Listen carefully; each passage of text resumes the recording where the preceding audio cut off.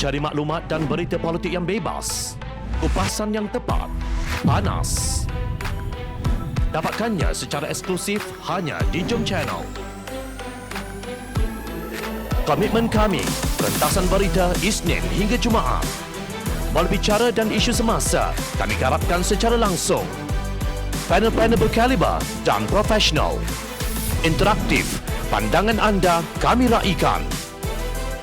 Jangan lupa bersama kami di setiap hujung minggu dalam edisi khas mingguan. Jom Channel, moving forward, sharing a new experience.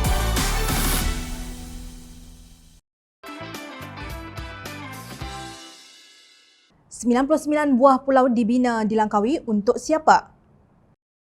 Di sana sini begitu galak kerajaan membuat projek membina pulau buatan dengan menambak laut. Kononnya atas nama pembangunan. Langkawi tidak terlepas daripada kegilaan menambak laut ini. Pada Januari 2021, Kerajaan Negeri Kedah dilaporkan bersetuju menerima satu pelaburan bernilai 40 bilion ringgit di Langkawi daripada Wydad Business Group.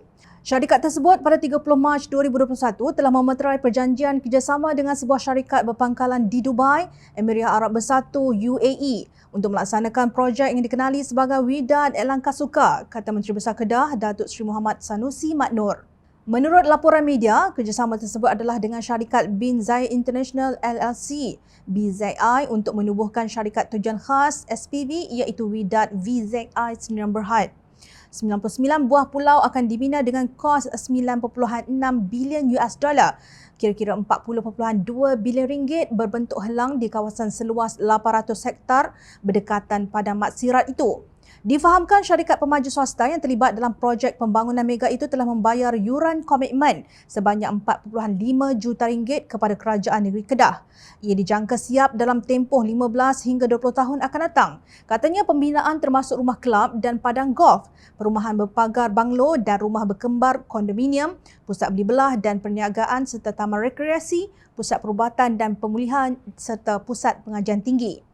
Sejak ia diumumkan, projek tersebut dibantah oleh Sahabat Alam Malaysia SAM dan 24 badan bukan kerajaan, NGO serta nelayan tempatan.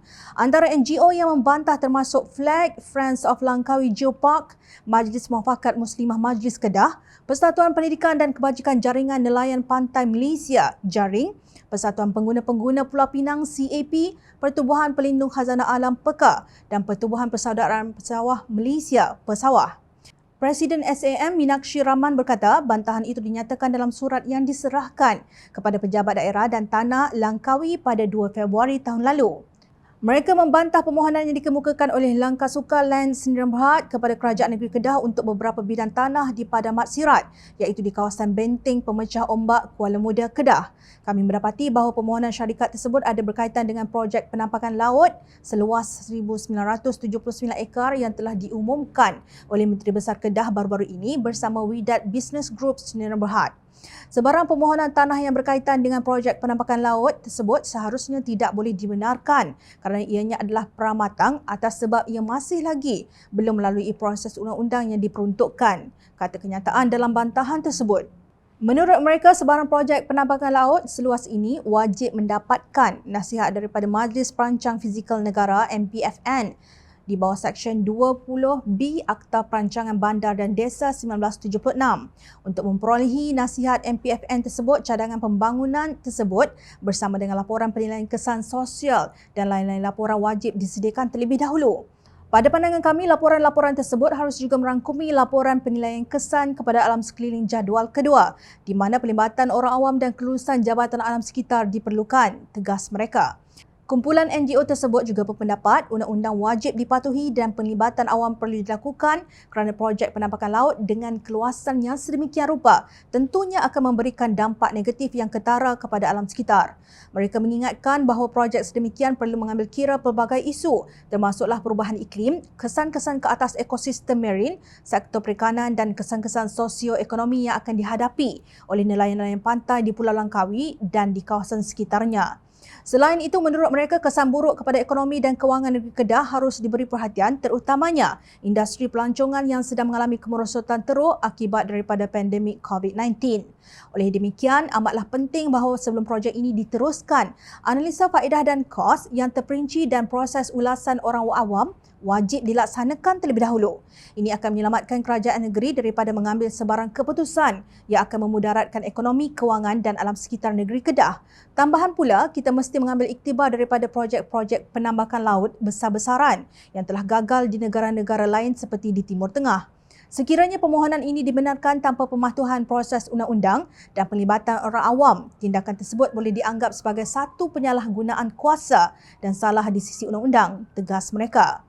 Hari ini, Persatuan Pengguna Pulau Pinang CAP dalam kenyataannya membangkitkan mengenai kebimbangan beratus nelayan yang mencari rezeki di sepanjang pantai Kelibang hingga ke Sungai Menghulu dekat Kuah Pulau Langkawi setelah menerima notis pengambilan tanah daripada pejabat daerah dan tanah Langkawi bagi melaksanakan projek penambakan laut di kawasan tersebut. Menurut Presiden CAP Muhyiddin Abdul Kadir, nelayan-nelayan di kawasan berkenaan membantah keputusan itu kerana ia boleh mengancam alam sekitar dan menjejaskan mata pencarian mereka. Sekarang nelayan-nelayan di sini memperolehi pendapatan antara RM1,000 hingga RM2,000 sebulan hasil tangkapan ikan dan udang, manakala pemungut siput pula memperolehi pendapatan antara RM40 hingga RM70 sehari. Pengerusi Komuniti Nelayan Sungai Kelibang Zulkifli Cik Hasin memberitahu surat bantahan bersama tanda tangan nelayan-nelayan yang terlibat telah dihantar kepada pejabat daerah Langkawi dan berharap hasrat mereka dan penduduk tempatan diberi perhatian serius oleh pihak berkenaan, kata Muhyiddin. Menurutnya, CAP bersimpati dengan masalah nelayan-nelayan di kawasan tersebut yang bergantung hidup sepenuhnya kepada hasil laut bagi menyara kehidupan keluarga dan turut membantah keputusan kerajaan Kedah itu. CAP percaya jika projek tersebut terlaksana, bukan sahaja alam sekitar semula jadi akan musnah, malah hidupan laut dan kehidupan masyarakat nelayan akan turut menjadi bangsa, tegasnya. Sementara itu, Pengerusi Pakatan Harapan Datuk Seri Anwar Ibrahim berkata beliau menerima memorandum serta rayuan daripada seramai 600 orang nelayan di Kuah Langkawi.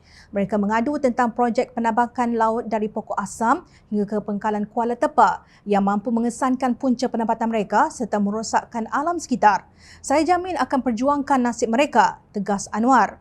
Bagaimana jika projek ini gagal sebagaimana projek The World di Dubai, UAE apabila pelabur kehabisan modal akibat kemelisitan ekonomi? Di tempat sendiri pun gagal, kini membawa idea yang sama di Malaysia. Di manakah letaknya hati nurani insan? Dalam bercakap tentang Islam memimpin, lupakah kalian kepada amaran Allah Subhanahu Wa Taala menerusi firman-Nya dalam surah Ar-Rum ayat 41? Telah nampak jelas kerosakan di daratan dan di lautan air di atas apa yang dilakukan oleh tangan-tangan manusia. Perbuatan manusia supaya kesannya dikenakan ke atas mereka dari sebahagian kerosakan yang mereka lakukan agar dengan demikian azab yang menimpa mereka dapat menyedarkan mereka supaya mereka berhenti membuat kerosakan. Untuk siapakah 99 pulau yang dibina itu? Sudah tentu bukan untuk para nelayan dan warga Marhain.